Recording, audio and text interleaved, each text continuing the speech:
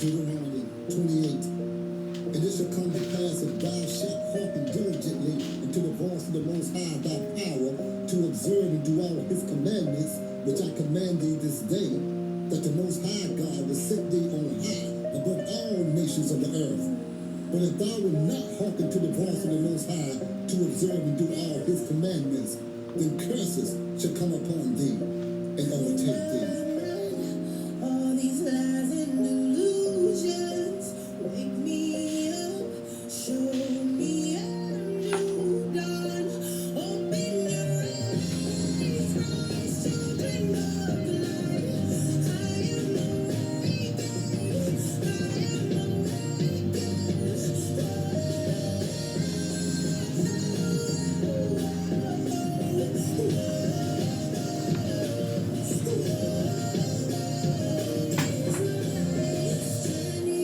Seek out the ways of the heathen to make a covenant with Satan's government.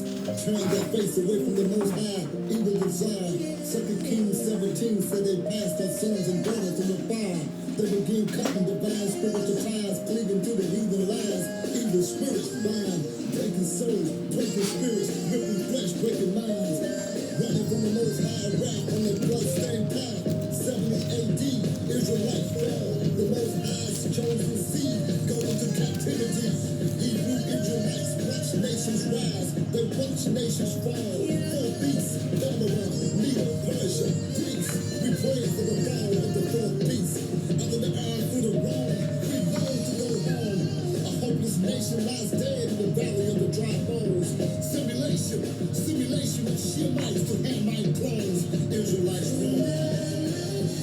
All these lies and illusions wake me up, show me a new dawn. Open your eyes, Christ, children of the light. I am awake,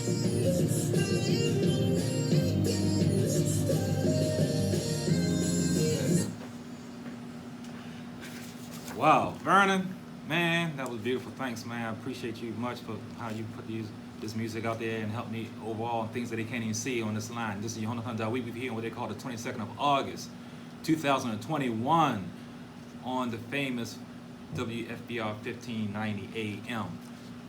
Wow. Now, so you can find that, brother. I put it on social media this morning. That is Minister Michael Norman. I might put a few more on about Minister Michael Norman, called Awakening. Because you know what? Knowledge is increasing. This is the last days. If you don't know it, then you're not alive. You're not. We are awakening, and they are in fear. You're gonna find out about this because we are in the first. There's only 11 more to go. I've been doing this a year now on this particular series. 12 portions. This is number 44, Debarim. The Greeks in the Septuagint call it the Deuteronomy, second law, but it's Debarim, words. And you're going to find out how deep this is. This is a powerful way to end off these 12 portions is with words. Awake. Awake. How are you going to wake up? Unless you understand. Unless you understand, not just understanding, discerning. Debarim is the genesis of all things. Even we speak our realities into existence. The Midianites hired Balaam. Remember, Balak was afraid, scared. They're like, what can we do? These people are coming. They're coming. And the Midianites say, hey, you can hire, their power, the power of these people is in their words, is in how they speak, is in what they say. So this is why they advised Balak to hire Balaam, because they recognized Israel's power came from their mouth. They recognized Israel's power. So the original Debar blessed us, though. The original Debar, the original word from Yahweh blessed us. So how then can we be cursed? Well, so this battle of Balaam versus Moshe was word versus word. And in the end, we know what happened, really. They won. They won not by the magic of their words, because it cannot annul Yahweh's words. They won by having us turn our own words on ourselves. Our own words. And this is why this ministry is Yahweh for Christians is original words, original truth, to get you to truly wake up and understand when you open this Bible, what it is saying. Because right now, we're following after cheap magic tricks of name it and claim it, blab it and grab it. And when you read this Bible, you do not see yourself in it. You're reading these words. You're reading words that come from the language of slavery. How can I don't. What are we thinking? How can English or any language lead you to truth when it does not come from the truth? When the speakers of it do not love Yahweh, they're going to teach you how to learn of yourself and to learn of them, who they are. It has to lead you to error. In the beginning, God created the heaven and earth. Is that emet? Is that truth? In the beginning, God, anything. That's what this whole thing was of Yahweh versus Pharaoh. Pharaoh says, I am the only begotten of the begetter. That's what he said. And Yahweh killed him right in the Nile that he was spewed from by Esau, Edomites. Created that man out of the river and put him up there, and they were his magicians. Listen, this whole redemption journey story is vivid and visually stunning. Literally, it is a very vivid narrative, this whole journey. As a matter of fact, the entire Bible is vivid, and it titillates your whole senses, all 6 of your senses. 6. I did not stutter.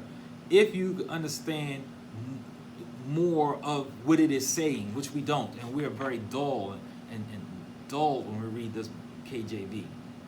But just to give you a little idea, and we're just talking about this journey. We're not talking about the entire 5 books. But you have the burning bush.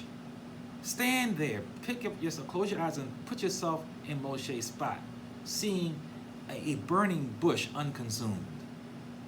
How vivid and beautiful that is. Then how about the leprous hand, contrasted with his beautiful bronze skin? You know, put your hand inside your cloak and then take it out, and then you got this white leprous skin juxtaposed against your beautiful brown skin. How about Pharaoh himself, who was a blue-green in color? He was a blue-green colored mankind, I should say. How about the bloody Nile? How do you think that looked?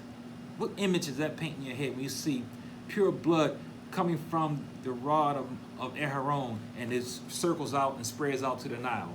How visually stunning is that? How about the blood on the doorpost? Every house that believed and every house that was afraid, because there was tens of thousands of Edomites who did the same thing, sitting at their tables and looking at their doorposts and seeing the blood of goats and rams on the lintel of their doorposts. How about that visual image? How about the very image of the mixed multitude that came out of the Exodus? A mixed multitude, a beautiful array of melanin mixed and rich type peoples of the whole range was represented. How about the fire by night and the pillar by day? How visually stunning do you think that was to be going? We've all been in the woods, we've all went camping, we've all walked around. Can you imagine seeing a pillar of fire at night, and on a day a cloudy pillar? How visually stunning is that? How about the Sea of Reeds itself? The Sea of Reeds, and how visually stunning that must have looked to see that thing open up. How about the golden ox? The golden ox that represented Yahweh. Aleph is the first letter of the Hebrew alphabet, and it is pictographically an ox. This is why they made a golden ox. And the Arab Rav said, this is your mighty one, because he knew that we could understand the ox and what it represented. How about the brass serpent? How Moshe made a brass serpent, which comes from copper and tin, which was made by Esau further up north of them. And so this is Moshe, one of the many times trying to show them, listen, this is who's guiding you. This is who's pulling your strings. See this brass serpent? Do you know who this is? This is who's infecting you. How about the very idea of the beautiful look of the priest's attire? The attire of the Kohanim is visually stunning, and it's textured and it's beautiful, and the array of colors, all the 12 tribes are in there, and the gold and the pomegranates. The attire itself is stunning. There is no better dressed man in the history of the earth than one of Yahweh's priests, especially the chief priest, the Kohen Gadol. How about the wilderness of sin, which was clay? You know, Yahweh made Adam out of clay, ruddy clay, and they went through a wilderness of clay. This again, it speaks to you, Yahweh's people. And what did we do in the wilderness of sin, which is the wilderness of clay? Refuse to be molded by Yahweh. These are deep. I'm giving you deep stuff. You just read through it and you don't see the deeper things in it. This is why most people not appreciating it like I do. That's why Yahweh put me here to do this. Because he knows when I read this word, I've seen it deeper. I'm literally physically seeing these images in my brain, which I'm trying to give to you, and I'm falling. I pray Yahweh strengthen me so not to fall short of that. To get you to love these so-called books of Moshe, this boring stuff. But that wilderness of sin, the wilderness of clay, has a deep visual image to he or she who understands what it is saying. That is the look of Yahweh's people, and we refuse to be molded. Which you take, how about Sinai, which means muddy? And you don't even hear that nobody talking. Sinai, mud. Yahweh's muddy people. We're made from the earth, and the earth looks like us. That's why we look like we do. Various shades of brown and black, which is the natural color and terrain of the earth. So we're supposed to have gotten married right there at Sinai. Yahweh showing how we look and how he looks at Sinai. How about the Surat laws? Very detailed, because remember, we came out of mixed people. So Yahweh was very detailed on the laws of Surat, of this breakout of the skin and the lesions of the skin, and whether one is Kodesh or not Kodesh, what was an infection, what was not an infection. It went in great detail. And if you read this thing as it is sent out to be, understand how a person looks no matter what their skin color originally looked like, and how it looks no matter what kind of Surat was coming up. That is visually stunning, because remember, some of these people looked like regular white people, and some people became totally depigmented, which is a albino person, which is fine. There's nothing wrong with that. But that's visually stunning. How about Pinchas? I guarantee like 99% of you never knew that Pinchas' name means the bronze one. Bronze. And this, you know what the judgment that Pinchas put on those two who was having sex in front of the tent of meeting. The bronze one. How beautifully stunning is that? That leads you to Daniel, Revelation. The 3 Hebrew boys were in the oven. How did Nebuchadnezzar knew that one of those men was the son of Yahweh, that it was Yahweh Shua? He said, one of those men like the Son of Man. How do you think he knew what that man looked like? How about Moshe's Cushite wife, this beautiful black woman? How about when they went through the wilderness of Libnah, which means whiteness? So you got these Yahweh's people contrasted with the wilderness of whiteness. And they came out of this wilderness of whiteness after they showed their after Ramon Perez, which is a breach of their righteousness. You know, the pomegranates represent righteousness. This is why Yahweh had the fringes or the borders, the bottom borders of his priests wearing pomegranates. Pomegranates represents righteousness. And look how beautiful and red the pomegranate is. You open it up and see the red seeds and the white husk around each seed. That's visually stunning. And so I said last week how these journeys, the names of the journeys gives you a deeper understanding of the narrative. It's not just happenstance. Yahweh made Moshe told him write these things down for a reason. And here they went to the land of whiteness after they showed how they were unrighteous when they spoke Lashon Hara against Moshe for his black wife. And then, how about the 12 beautiful, colorful standards of each tribe? Each tribe has its own color. Vibrant color. They have their standards out, their flags, and you look over the mountains. I mean, Balaam couldn't curse them. See how beautiful we were. Ordered and under our own standards, our own colors. Beautiful. No other people on earth tabernacles like that. No one else camped like that.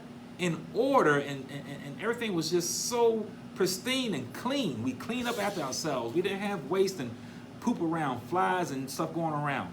and everybody had their own colors. I mean, that's visually stunning. You look at the colors of each tribe and seeing tens and tens of thousands under that color, and then the next color, and then the next, and the next. This is beautiful. How about the Hazon creature that we still don't really know what kind of creature it is, who has blue blood? And that blue blood was used for dye for that one, for the single strand that goes on our seats. How beautiful was that, to see thousands of men and women with their clothes with seats on, and this blue dye strand on each side of their clothing? How beautiful is that? Wow, are you seeing what I'm seeing? Are you understanding what I'm understanding? We are Yahweh's bling. We out here wasting money, giving it to the man, putting gold chains in our necks. Just being a man and woman of Yah made you look beautiful.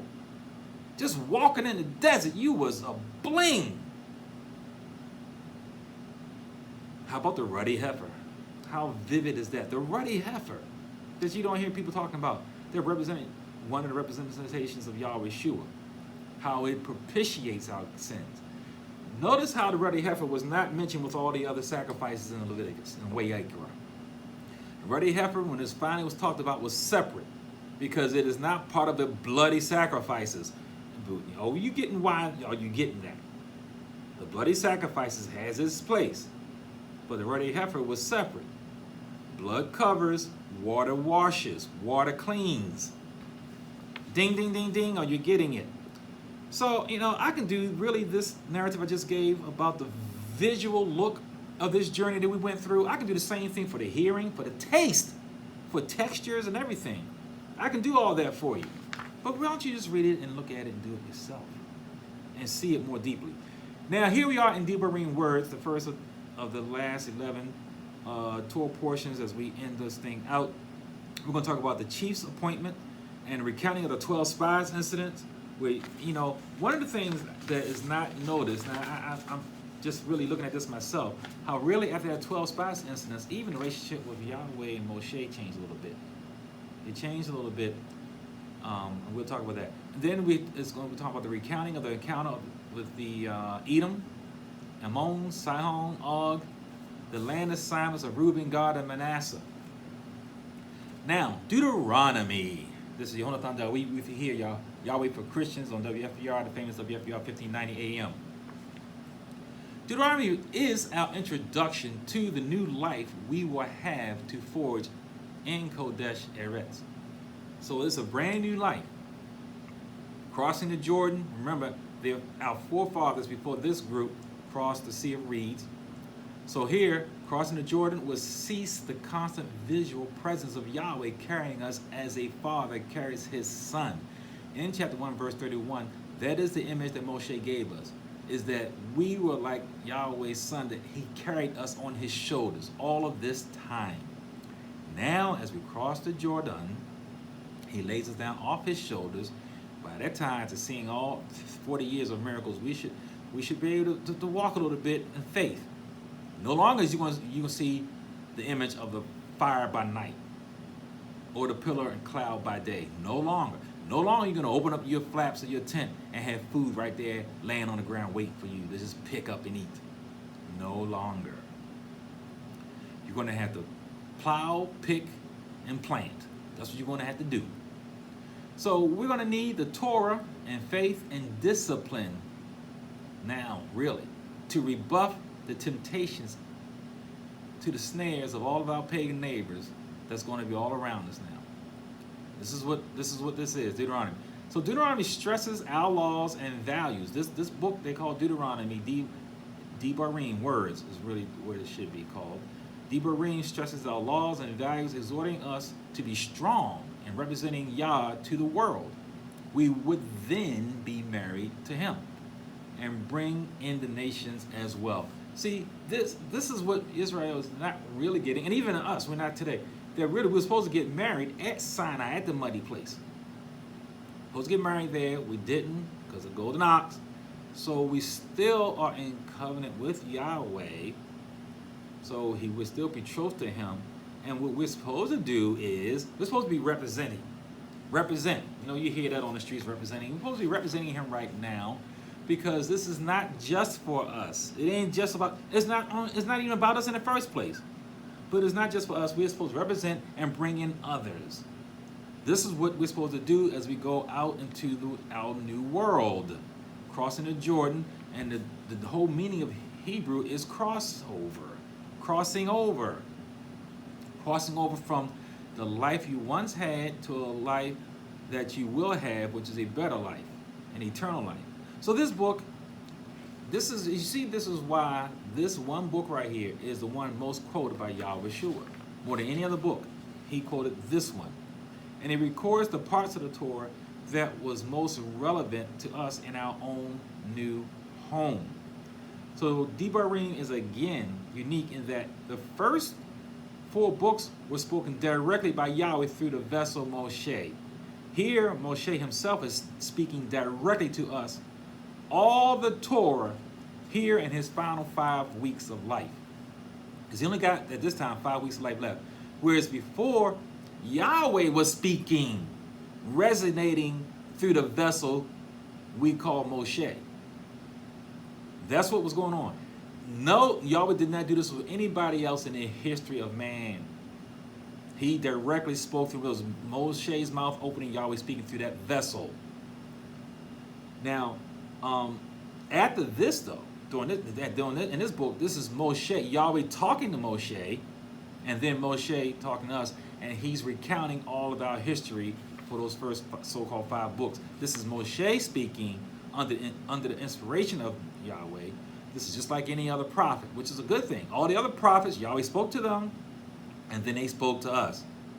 It was inspired by Ruach HaKodesh, directly the word. They spoke the words of Yahweh, but it was them doing it. Yahweh didn't speak through Jeremiah or Yeshayah or Amos or Daniel. They spoke, but they spoke the words given to them. Whereas Moshe was the actual oracle, the only ever oracle. He was the oracle, the actual oracle, a physical limited being was housing the word of Yahweh as it went through it. Everyone else, Yahweh spoke to them, then they spoke. So we get hints of that throughout the book. I ain't going to chapter 1 verse 42 to 9 and 3 2 so forth. But I'm going to go on. So now let's read chapter 1 verse 1. So this Torah portion, as I told you last week, goes from Deuteronomy 1:1 through 3:33. The half Torah portion, I just decided this morning that I might go ahead later in the year start doing the half Torah portions because they are beautiful also. I'm leaning now very strongly to doing that. This is from Deuteronomy 1:1 to 3:33. Now in chapter 1, verse 1, and it reads, these are the words which, let me say this. These are the Debarim which Moshe spoke to all of Israel on this side of the Yarden, in the wilderness, in the plain opposite Suf, between Paran, Tophel, Laban, Hazeroth, and Dizahab. Remember I talked about that word Suf. So here we see that these words that he spoke to the whole house of Israel, Moshe employs the journey names to implant into the minds of Israel their rebellious history. This is what I've been saying for weeks. What Moshe is going to do is he's going to highlight, this journey based on the names that speaks to what happened at that time. This is going to inculcate in their sulcus of their minds, give them an image of what their forefathers did. Because remember, they were children. They didn't rebel. They were children. So this is going to let them know, hey, this is what your forefathers did at this stop, that stop, and that stop, and this stop. And this is deep. And this is why I say to understand original words. It'll help you understand this better. In verse 3, he recounts the 40th year. And this is the last 5 weeks of his life. And he recounts on the 40th year of Sebat, which is the 11th month, which to us, that will be February, on the first day. He died around the 7th of Adar, around March. In verse 4, Moshe shows, Moshe led them in Sihon and Og. This let them know that this man is not just running his mouth and telling us what to do. He is a warrior himself. Go down to verse 7. I'm going to read verse 7 of chapter 1 of Debarim. Turn and take your journey and go to the mountains of Amorites, to all the neighboring places in the plain and the mountains and to lowlands and the south of the seacoast, to the land of the Canaanites and to Lebanon, as far as the great river, the river Euphrates. Wow. And remember, they never went all up there. They never did all that. And some of these things were not even listed in Numbers 34 when we first went through this in Numbers 34, 1 through 12. But way back in Genesis 15, 18, and 19, this is what Yahweh promised Abraham. Well, you see that Yahweh is including these lands because this is what was promised to Abraham. But we never took all the land. We never did. We never did what we were told to do. Even when we got in, we never got all the land. In verse 8, it reads, see, I have set the land before you. Go and possess the land which Yahweh swore to your fathers, to Abraham, Isaac, and Jacob, to give to them and to their descendants after them.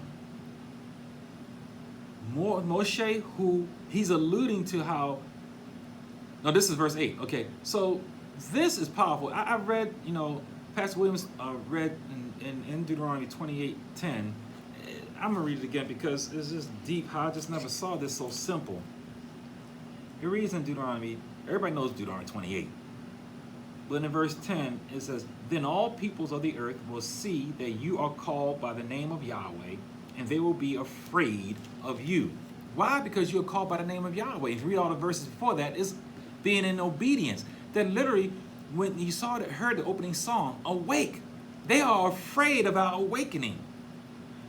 We are making them tremble in fear because you are awakened.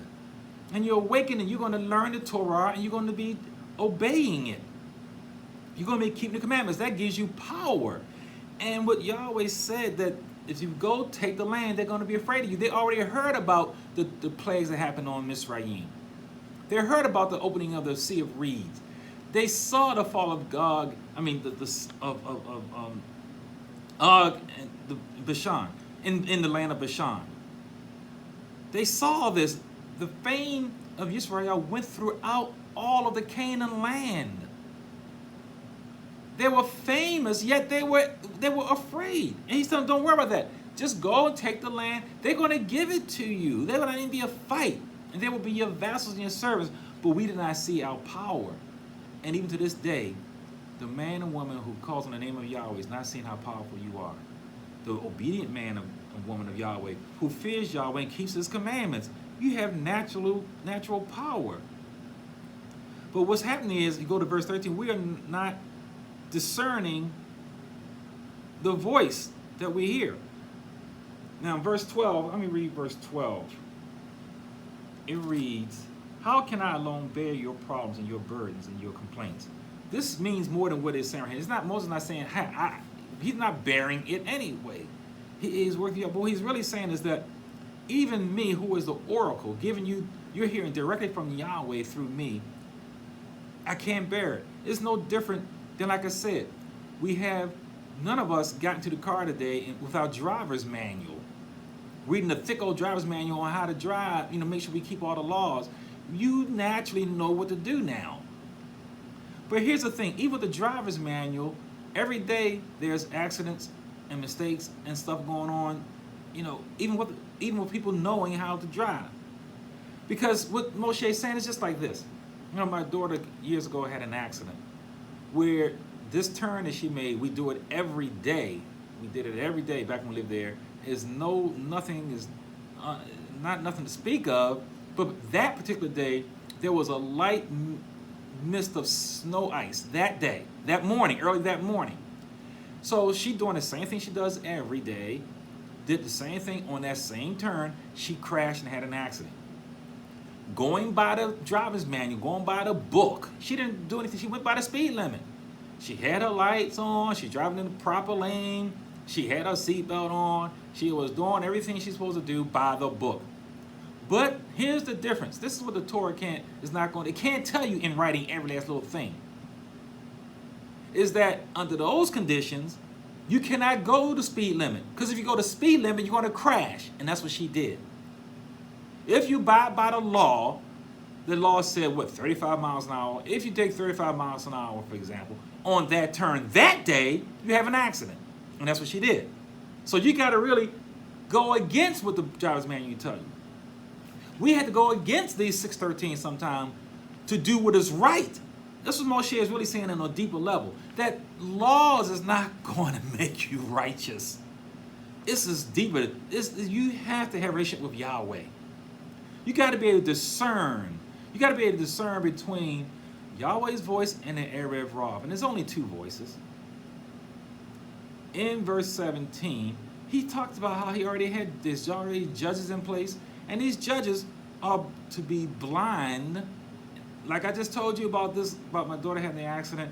What you're supposed to, she followed the law. But let's read verse 17. If you read how they're supposed to adjudicate the law, you would not show partiality in judgment. You will hear the small as well as the great. You will not be afraid any man's presence, for the judgment is Yahweh's. The case is that too hard for you. Bring it to me, and I will hear it. Nowhere in there, and in all the talk to the judges, he talks about grace. It's all about enforcing the law, adjudicating the law and enforcing it. It's nothing about grace. Nothing about it. So there's a missing element, and what they're not getting is they got the law to get them to the Kodesh land, but grace is going to get them in. That's why Moshe didn't get in. Moshe is the law. Didn't get in. Didn't get in. Verse 23. The plan, please, this is talking about when he told, you always say, okay, go, take the land. They're afraid of you. Y'all just don't know how beautiful and powerful, how beautiful y'all look to me. I'm up here on the throne in Hashemayim looking at you, and man, you look like my bling. Y'all looking good. I'm ready. I'll marry you right now, but y'all done cut the fool with that golden ox. So we're going to still get married, but man, y'all looking good. Got a beautiful face, beautiful hair, hips looking good, shape built like a palace style, Dawid said. So we're looking good, we're strong, beautiful, we just don't know it. And we're afraid, and he tells us to go, but what happens?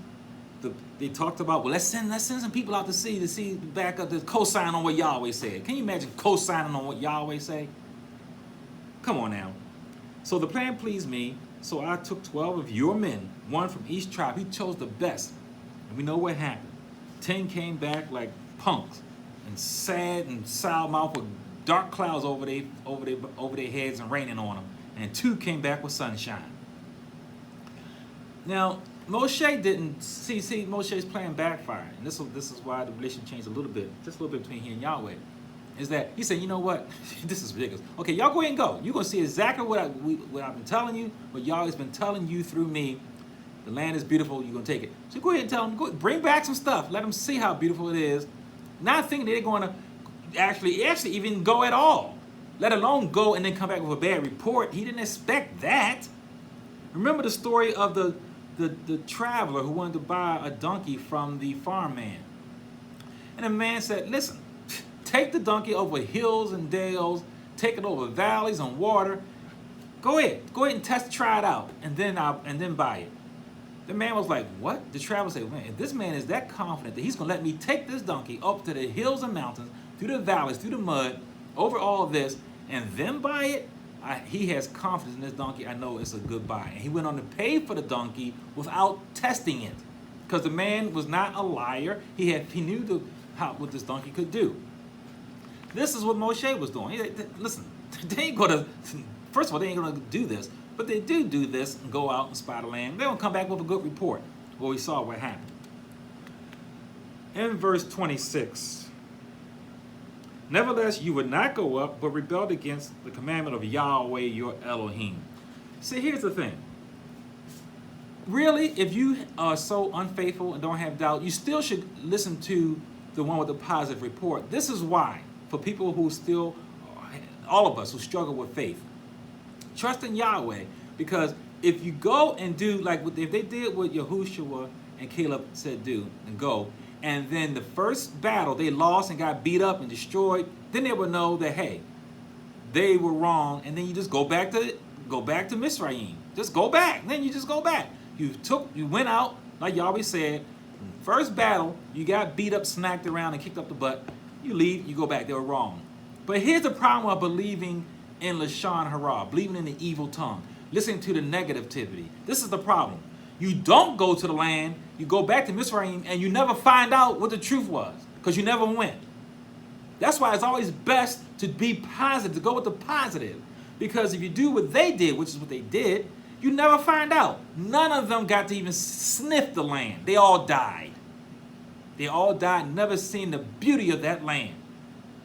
They should have listened to the positivity, because then you can at least find out if they were wrong in their glowing reports. You'll find out as soon as you get there, as soon as you get hit in the mouth. Like Mike Tyson said, everybody got a plan until they get hit in the mouth. You go there, you get banged in the mouth. Caleb and Yahushua lied, and you go back. Simple as that. But what they did is listen to the spies. You never find out, and they didn't. Hallelujah. Now, this thing is so deep. That's why I always run out of time. So I can see it now, how much time I have left, and I would like to spend even more time. In verse 27, and you complained in your tents and said, because Yahweh hates us, he has brought us out of the land of Mizraim to deliver us into the hand of the Amorites to destroy us. This is deep, and you only can understand the deepnesses of it in Hebrew. But even in English, you're going to see this word about hate, and this terminology sounds like what Yahweh said about Esau. This terminology, even in English, does not speak to what Yahweh says about Israel. Nowhere in the book. This is language about hating Esau. This is what I keep telling you about having discernment. Now, this word sons is used juxtaposed with the word congregation. That means nothing to you in English. But in Debarim, it does mean everything. Son is bane. This, and in pictographic Hebrew, this is why behind me, if you go to my channel, when I put it up on YouTube channel, I have the pictographic Debarim up. Because I'm the first Hebrew Israelite to show you this, the first one to show you even deeper than the Hebrew words, and it's the pictographic Hebrew. And you get the word bane, and pictographically means the house built on the seed. The seed is the son. Yahweh's building his house on the seed of his son. That's what sons mean. Okay, he's building a house on his seed. His seed is man. Man is upright. What is this juxtaposed against? Adah, the congregation. The congregation pictographically means the door. Watch. See the door? Here's the pictographic. See the door, beware. Watch. That's what the congregation means. So you got, see your eyes, see the door, beware of what's out there.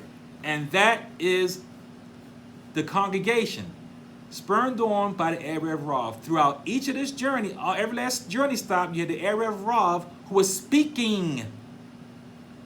And they used the word soneh, which means detest, enemy, enmity, hate, intensity, hate her, not hate him, hate her, foe, turn against.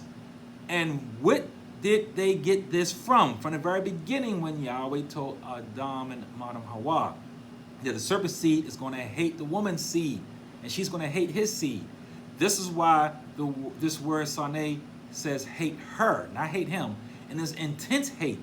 These words that was used in their tents. This goes to social media today, in the houses. They were not out in the streets saying this. They were not out en masse in the courtyard saying this. They were saying this in their tents. In their tents, house to house to house. Just like fear was in the house of Israel, and each individual house. Fear, like you get fear now looking at the news. Fear looking at all the garbage on social media. Fear gets spurned to us, given to us by the Erev Rav, by Esau, by Edomites. Putting fear in your hearts. Fear not to go and take the land. Fear not to take your destiny. Fear not to stand up upright and be fruitful and multiply in the word of Yahweh here in these last days. Fear to step up and stand up and be a man, a woman, and go forward. Fear spurred on by Erev Rav. This is what you hear in verse 27 if you read it in Debarim. This is what you see and understand. That this is Yahweh's seed being attacked by the Erev Rav. And what about this? Verse 34. This is what people missed also. And Yahweh heard the sound of your words and was angry and took an oath and saying. He heard the sound. What do you mean by heard the sound? Heard the sound of the words? I mean, so the words have a sound. We know words, But words on paper, I see the word hate. What does it sound like? I see the word love. What does it sound like? Why is Yahweh talking about the sound of the words? Why is he talking about the cold, the voice of the words? Because each word has its unique character. Each word. This is Hebrew number 6963, cold, voice. You heard the voice of the words, not just the words in our tents, crying like babies and afraid, listening to the social media, listening to the news. We're scared of this, scared Delta virus is going to kill everything and all this kind of stuff. Whatever, jobs are going, the economy is falling, the world is falling apart, and it is. But what do you care if you have a life raft, Yahweh Shua? You're not going down on the Titanic because your heart is not in the Titanic. You're already in the lifeboat. What are you worried about? So he heard the character of their words. This is what it is saying. The character. There's something about the character. Like, I'm not even going to go there. I was going to read Genesis 3:8. When Adam and Eve, they heard the sound of Yahweh coming. Why did he just says they heard the sound? Read Genesis 3:8. It's not just the person or their body, their movements. It's the sound of it.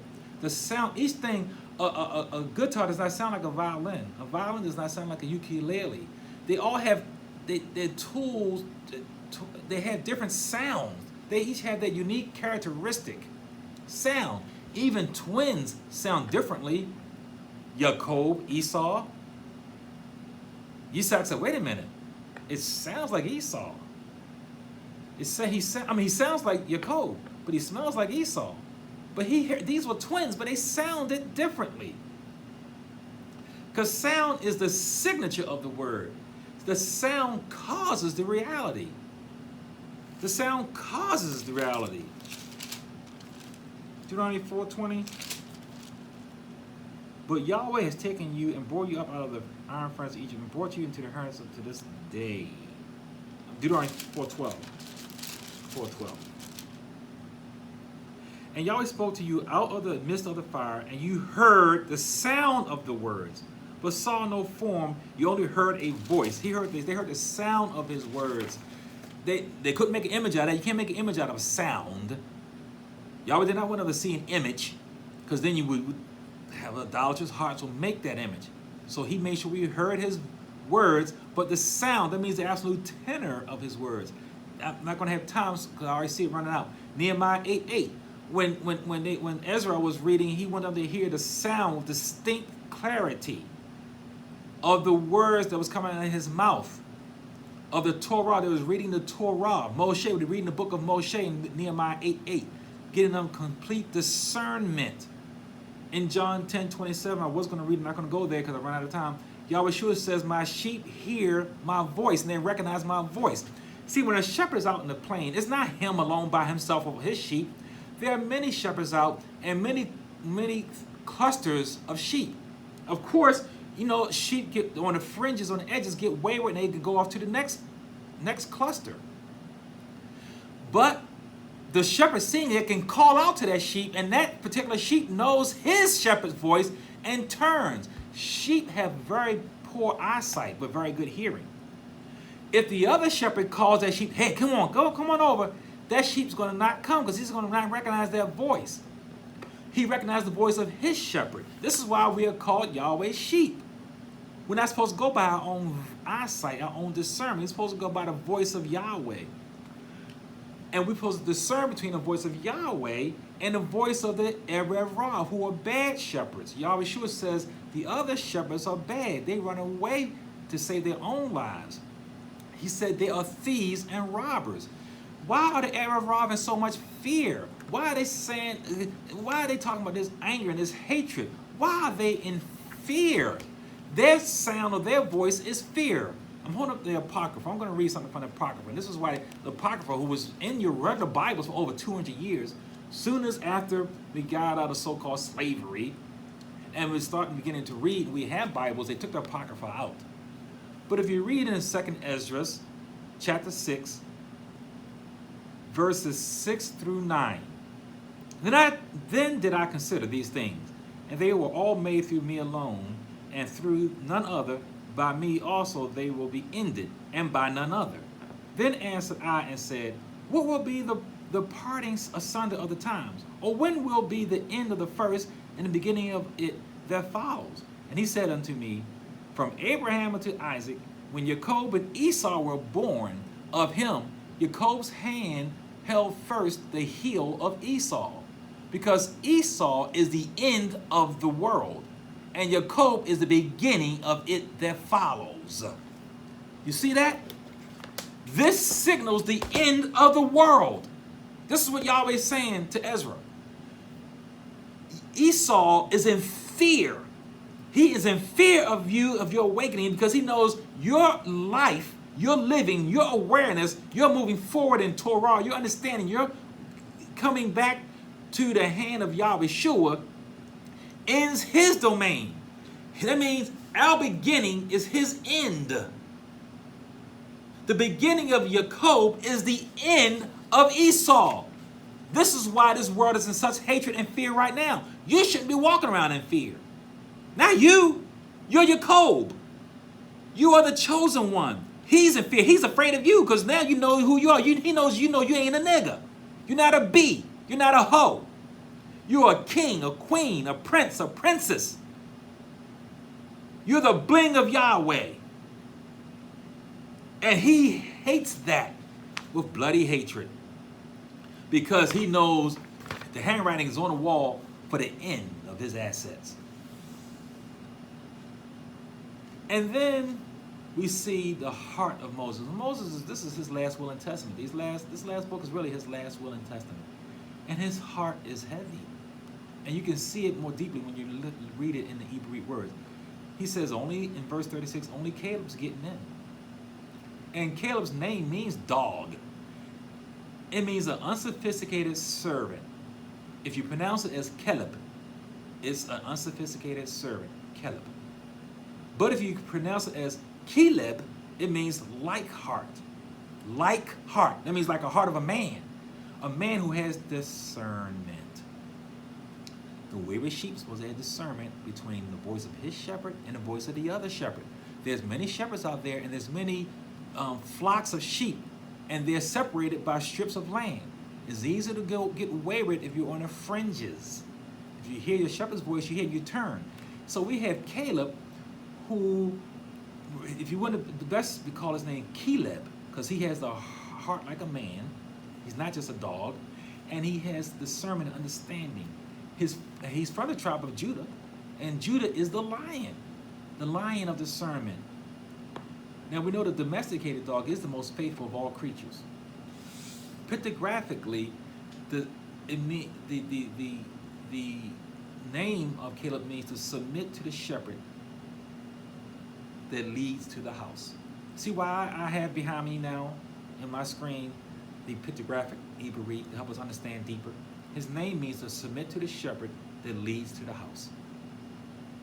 His father, I just looked this up this morning, Yefunah, and his name means will turn, will face, which in Hebrew that means teshuvah, to turn or repent. So maybe his father was one of the rebels who got a clue and said, you know what, Yahweh's right. And he teshuvah in his heart, and he named his son Caleb.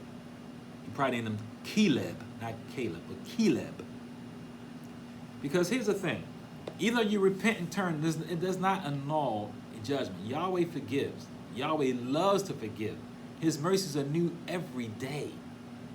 But you can't smoke for 60 years and then teshuvah, repent and turn, which means you're not going to do it again. Yeah, I guess not. You on a ventilator, I guess you're not going to take another cigarette. But does that mean now Yahweh's going to next morning wake you up with healthy, clear 20-year-old lungs because you teshuvah in your heart? No. He forgave you. And you're still going to die with lung cancer, but you're going to at least die forgiven. So Caleb's father, teshuvah, he repented, but he still didn't make it to the Holy Land, but his son did. And his son was a humble, loyal servant. And Moshe is saying, even this man made it in. If you read the next verse 37, you know, all of this is seamless, and you don't, in English, you don't get it. But see, in the next verse 37, Moshe talks about himself and how his culpability in the spies incident. Why would he mention that right at verse 36? with Caleb, because it speaks to how Caleb got in, and this was the beginning of him not going in.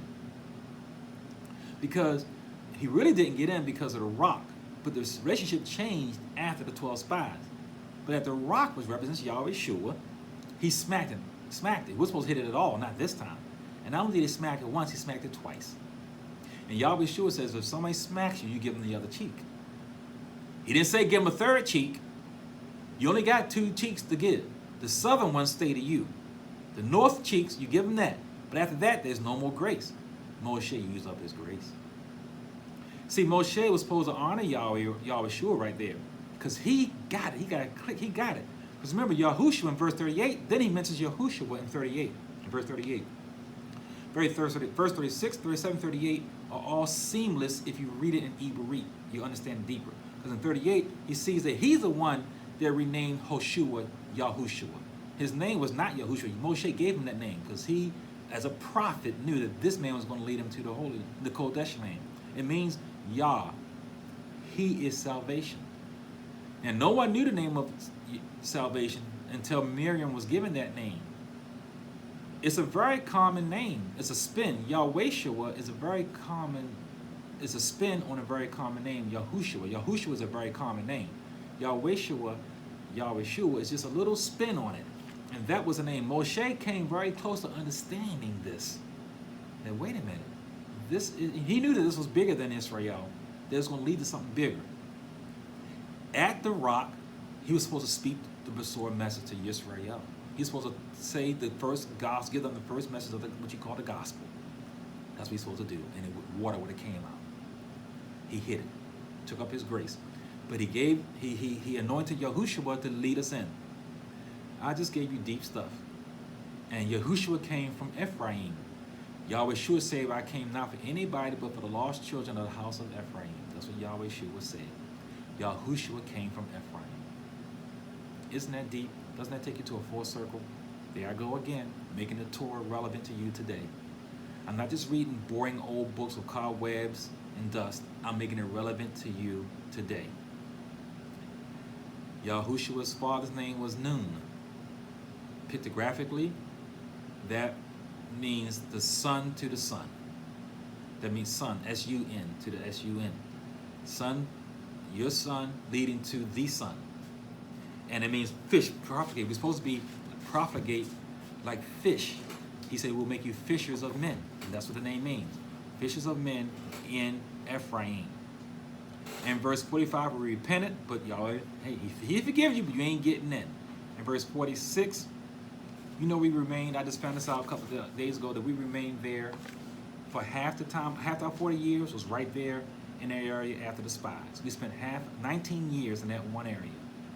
That's how much angry Yahweh was up with us after the 12 spies incident. Chapter 2, verses 1 through 3. Of course, I'm just so far from reading all this because it's so beautiful and deep. Then we turned our journey into the wilderness of the way of the Red Sea, as Yahweh spoke to me, and we skirted Mount Seir for many days. And Yahweh spoke to me, saying, you have skirted this mountain long enough, turn northward. So we're sent to go forward, and he uses the names of these stops because the names mean something. I've been telling you that since the beginning of my ministry about 8 years ago. The names mean something, and we get the knowledge from understanding the words. I'm going to skip all the way down to verse 24 and 25. We're told to engage against Sihon because our fame was out there. We just had to have faith. We were going to destroy them because they were afraid of us. In verse 30, we see that Yahweh hardened Sihon's heart. I actually want to read that because people get that misunderstood. But Sihon, king of Heshbon, would not let us pass through, because Yahweh, your mighty one, hardened his spirit and made his heart obstinate, that he might deliver him into your hand as it is this day. Let me clear it up for you, because this is just like with Pharaoh. And it says Yahweh hardened his heart. This is our English minds not understanding the Hebrew words and Hebrew mind. It's not that Yahweh made his heart hard and that's why he did what he did, because then Yahweh is guilty, because you can't blame a man if you make him do something. But what it is Yahweh allows to unroll what is already in the heart, so the man can continue to do what's in his heart anyway. Because if the man who has an evil heart gets scared to carry it out, then we don't get a chance to see that his heart is evil. That's what it is. It's no different than when you and I pray, Yahweh, strengthen me to continue in doing what you teach me. Like me, this is hard what I do every day. This is difficult what I do. I pray that Yahweh strengthens my heart. He does the same thing. He strengthens my heart to encourage it. This means encourage the heart to continue to do what it wants us to do anyway. Whereas if I give up now, you don't see the four fruits of this ministry. Whereas if Pharaoh gave up after seeing these plagues destroying him, then you don't see how wicked and evil he really is. So if the king of Sihon is so fearful because he saw the great miracles by the Israelites, you're not going to see that he really is evil and wicked, even though he lets them go ahead and take the land. So Yahweh has to let their hearts harden the way it already is to continue to do it so we can see it. He already knows what's in the heart. When his record says heart in the heart, what it means is for us to see the heart that Yahweh already sees, okay? It doesn't mean that Yahweh did it. It lets us see what is in the heart unfurled. That's what it really means. So we go on down to verse 31 to 37, the conquest of Edom, and then chapter 3, verses 1 through 11, the conquest of Og, and then in verses 12 to 20, the inheritance given to Reuben, Gad, and half tribe of Manasseh, which I tell you they paid for it later. Because by them staying on the east side of the Jordan, they were the first ones to give into idolatry and the first ones to be captured by Assyria. So yeah, they got that beautiful land on the east side of the Jordan, but because of their location alone, they were the first ones to fall like dominoes. So location is all important. Next week, Torah portion number 45, Wayekanan, and I pleaded, Deuteronomy 3:23 through Deuteronomy 7:11. Deuteronomy 3:23 through Deuteronomy 7:11. Man, the times go by fast. Yonatan Dawid here, Yahweh for Christians. Shalom Aleichem, peace be on you.